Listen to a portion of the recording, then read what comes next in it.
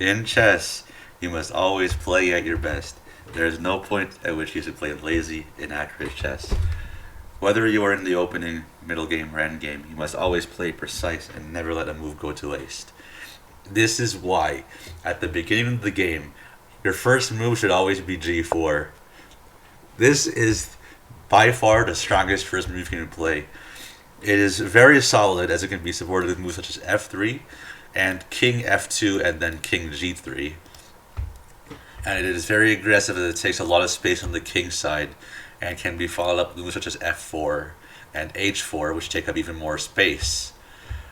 Now, as you can see here, the wiki page on the Grob's attack considers it the worst move, but this is not a reliable source of information, as anything with the word wiki in it means it's not reliable because people can edit it or whatever, and don't trust like the numbers on Stockfish. It's not good at chess, so yeah, it's wrong. It is not minus 1.7. It's like probably a +5 at this point because it's just such a powerful move. As you can see in the database, the move g4 has won me 57% of my games, which is far more than any other move that I have played except b3. I've only played 2 games with it, but this is more reliable as I have 323 games in it, and I have a 57% win rate with it, which is very high, especially when compared to other openings. I like to mess around and play e4 sometimes, and e4 is a terrible move. It's a blunder, but I still win 51% of games with it because I'm so good. And f4 is a bad move, but it's not as bad as e4, and I still win a lot of games with it. So, as you can tell, I'm a grandmaster with a rating of 1400 elo on Lichess, which clearly means I'm the best player in the world. So I am qualified to teach you this very powerful and highly skillful opening. So some of the pitfalls your opponent can fall into is playing this terrible move called d5. This is very terrible as you can now play f4 and take tons of space on the king side. Look at this. Look at all of the space you control. And taking on g4 is a terrible mistake, as now you have a brilliant tactic called a double attack, where you attack 2 pieces at the same time, and you do this by playing e4, and your queen attacks the bishop, and your pawn attacks the other pawn. Now, they cannot take your queen, because if they take your queen, they lose the bishop pair. Look, now you have both bishops, and they don't, so you have a huge advantage in the endgame, and you're likely going to win. And if they take your pawn, well, then you play queen to f3, and you have a very powerful position, as their pawn is now overextended. It's considered a weakness, and you can attack it with a king f3, and they're going to lose the pawn.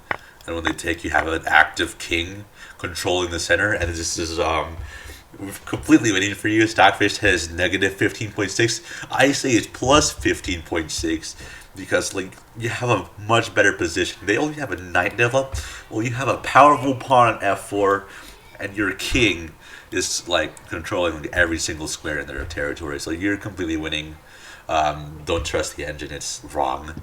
No, their best move after this position is to after they take, they have to retreat, and now they lose all center control, and now you can move your king up the board, and you have a winning position. And what they're going to do, they're going to take the rook, but now you move your king up the board, and while you have less material now, you have a way better position, as now your king can just like move to the center of the board, and you're going to win the game because of it. Like, look at that.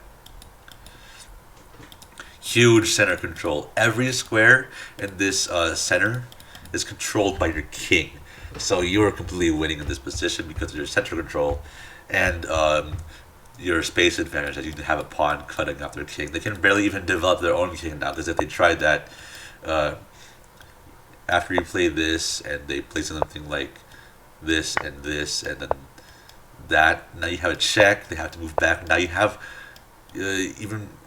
hold on, I need to move their queen away real quick. Yeah, look at that. You have a huge center. This is lying, by the way.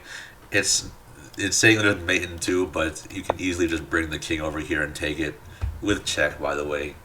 Uh, and yeah, you have a wing position. This is not mate because you can simply just hop over here and take the queen. So yeah, you're safe. This is a very good position for you. You're completely winning. And yeah, just wait for your opponent to resign, and if they don't resign, just beat their ass because you're completely winning now. Like this. Look at that active king. Your king is about to promote. So yeah, don't trust the engine. There's no mate.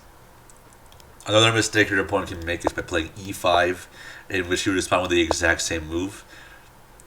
You don't have to worry about this because your king can just take that, and even if you don't like want to take it with a king, you can just ignore it and play another move such as like a3 or h3. So they're gonna take the center or something, and then you can just bring a king to the center of the board. And if they play this check, you can just bring it further into the center, and you can bring it further into the center. You were in a very dominant position because they played with such terrible chess. Because they shouldn't have played e5 in the first place. There's nothing I need to say because, like, come on, you're completely winning. Anything else they do, like, I don't know, this, you can just keep moving your king along the board and you just have way better development. I mean, come on, your king's in the center and controls the center, and you're completely winning now. I mean, like, they're not going to, like, come back from this because you have such a good position. Knight f6 is a terrible mistake, as now you can play f4 and you can bring your king further towards the center after you kick their knight away and you move your king. So again, more king development. You have a bigger space on the king side too, and you have better king activity. Your king is literally sitting in the back and he can't even move right now. And after like a bunch of moves, they can't develop their king. Your king is just going to cut them off. They're going to have no way to move their king around the board. And again, you're winning. Your king controls the whole center. It is so easy to make such horrible mistakes against the Grob opening, which allow your opponent to have a very powerful center with a very powerful king. And it's just so many people just can't handle the extra king activity. And like, how can you handle that? Your king is just so much better placed here compared to here where it's not doing anything. Now you have all of your pieces playing a role in the game instead of just like your knights and bishops. You can even get your rook involved. Like if they like decide to not develop their king, you can bring your rook to the center, and now your rook is very powerful as it controls the open F file. So that's another mistake. The last mistake we're going to cover is h5, and this is terrible because you can now transpose it to the powerful opening, which I will cover in another video, called the Rook's Gambit. And the point of this is they can't take your pawn, and this is another reason why Stockfish sucks, because it's saying to take the pawn, and it's saying black has an advantage. But remember, if you take this pawn, you can push your pawn forward, and now your pawn is going to remote easy, as it is basically a passed pawn, like this, they do this, and then you do this, and then they do this, and then you do this, and then they do this. Like, look, you have an extra queen now. You're winning. Now it says 28.7 because I showed them the best moves.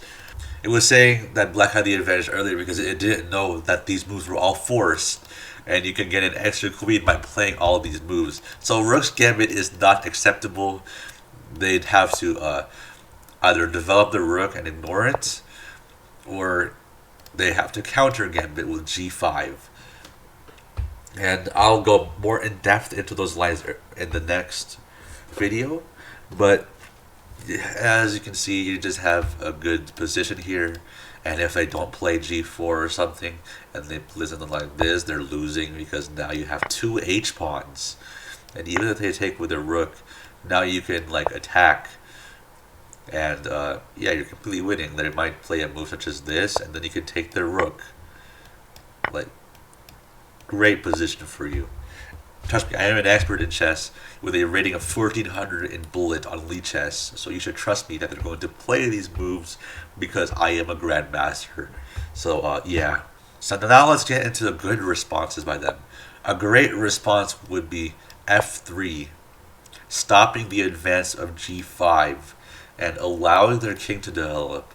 In this position, however, you can play f4, and now your king can develop more safely because you have much more kingside space.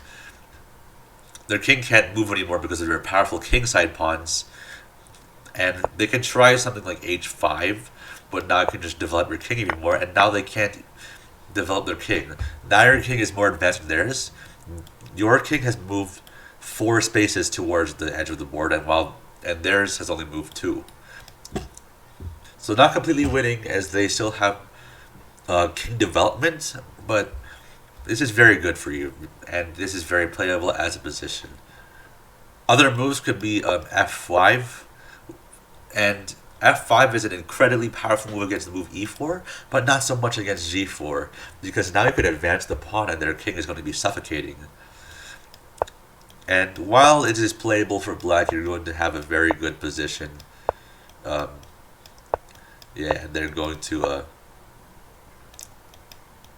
have a suffocating king that can't move anywhere, while your king can just freely move, like here, and then here. Your king again has much more space and is advanced much further and is way closer to promotion. The last side lane we're going to be looking at is h6, which is a very good move because it prevents g5 getting more space on the king side. However, it's not as good as f6 because it doesn't allow the king to be developed. However, you can put your rook on h7 and have control a lot of the squares over here, which is very good because then you will have a good defense because it controls like your entire 2nd rank or 7th rank in this case. But yeah, your next move is going to be f4. They might play g5. Doesn't matter. They're going to not have any king development. While you have much more king development, like much more king space, and you have a very active king. And again, much less king activity for them. Now let's get into the main line. The best move by far is g5. There is no other better move. Nothing else comes even close. While against e4 and d4, you can have a counter-attacking move such as f5 and c5, and f5 against e4, not d4, because f5 against d4 is not good, as you should play g5 instead. But yeah, you have counter-attacking options against them, but with the Grob opening, you're really forced to copy them, as it's such a powerful move. You have to play like defensive and solid rather than aggressive, because this is way too strong. You can't really just like let this happen. So against g5, you have to play this, and they have to counter-attack you, in which case you get king activity, and they have to play f3. And you can now put your king in the center, and they have to try to put their king in the center as well. But now you just have an active king. However, in this position, the king actually has the ability to move a bit further. So this is a slightly better response compared to f6 and f5, because now their king has more activity than usual. But with a simple h4 and then rook here, now they're completely cut off, and their king can only be advanced as far as your king, while your king has the potential to move further. This is considered the main line. I totally did not just make this up on the spot. This is like the position you want to reach at the Grob opening, because you have a developed rook. Their next move should probably be to develop their own rook, in which case, now they've achieved the ability to bring their rook forward and their king more advanced in the board to your king, but it's going to be okay, as after moves such as like, oh wow, they can't even move their king. After moves such as like knight 8 a6 or something, you can get like king development and stuff. And yeah, after they do this, you can have like a better position. So yeah, this gives black an equal game. with attacking chances for both sides. Of course, using the king as an attacking piece, as you cannot rely on this like on these weak pieces, such as the queen, which is not good at checkmating people. To attack, you need to use your king. So both sides will have good attacking chances with their king to attack the opponent's king, and this is relatively equal in this position. However, it can quickly go out of hand if your opponent blunders with like a move such as this. Like Stockfish is just recommending all the wrong moves because like look at how much centralized activity your king gets. Like this move doesn't do anything because then your king can just hop over here. So that is the Grob opening. It is a very powerful opening, and it gives you the best chances compared to any other first move. Other first moves could be f3, which is a very solid opening. You don't want to play f4 because you only want to play f4 if they play e5, because you only want to push your f pawn 2 squares to attack another pawn. But if you don't have a pawn to attack, you can just play f3. This transposes into a reverse Dur's Gambit, which is really good for you. I covered that in my last video, as the Dur's Gambit is the best opening. Other moves could be h4, transposing into either the Rook's Gambit or the Crab opening, which is a really powerful opening as you have tons of pressure on both sides. And same thing with a4, you have a lot of pressure, and you can transpose it to the Crab opening or the other Rook's Gambit, where you do this, not that, this. And same concept, push the pawn forward. You also have knight a3, a very powerful move, as it gets both knights into the center.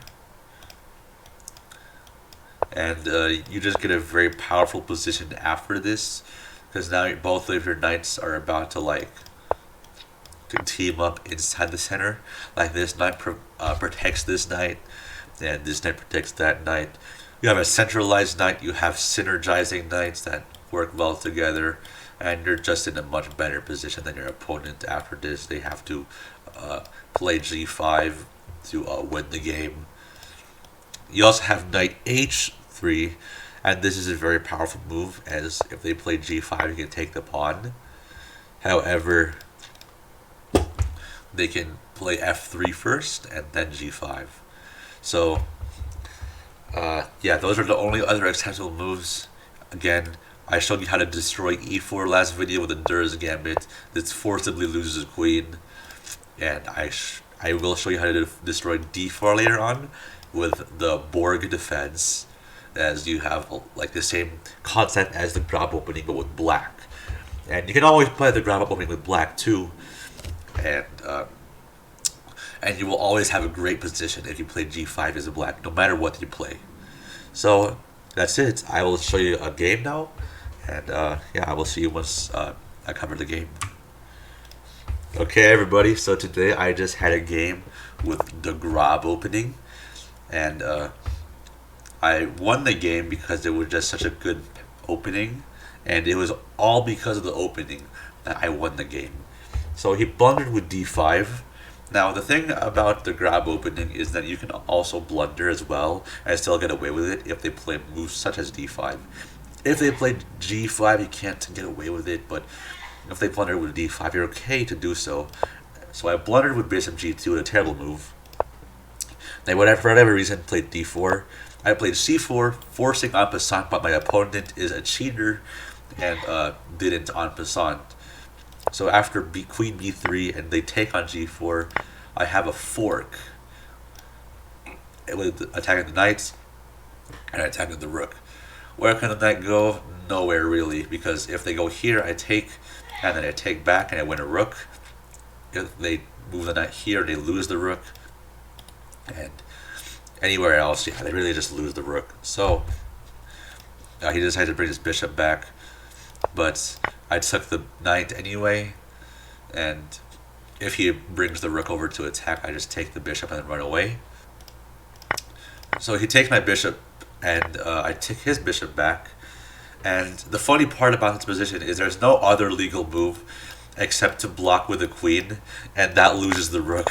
So I take the rook and I take the queen, and I'm up what is this? An extra piece and an extra rook. So I'm up 8 points of material at this point, completely winning, thanks to my powerful opening. You see, d5 is a blunder, and this is proof that it is. So after the x takes d8, he brings the knight out and hangs on their pawn because the Grob opening is just so powerful that people are too intimidated by it. He hangs another pawn, and then he hangs a fork, and I take his rook, and then I just convert into a winning endgame with extra pieces. So I decided to keep his king in the corner and use my king to attack. Another key idea of the Grob opening is to use your king. And this is what I did. So I used my king to attack his king. It all worked out in the end, as I got the hardest checkmate possible with a ladder mate. You never see this, and it is so hard to mate with 2 rooks, but I did it anyway because I'm a grandmaster that plays the Grob opening. So yeah, I'm a grandmaster. I won the game, and yeah, this just shows the power of the Grob opening. King activity, kingside space, powerful attacks. And your opponent can just never defend against that, especially if they play d5 or e5. So, yeah, that's the end of the video. I hope you learned something, and I hope you win all of your games with the Grob opening. That's it for the video. See you later.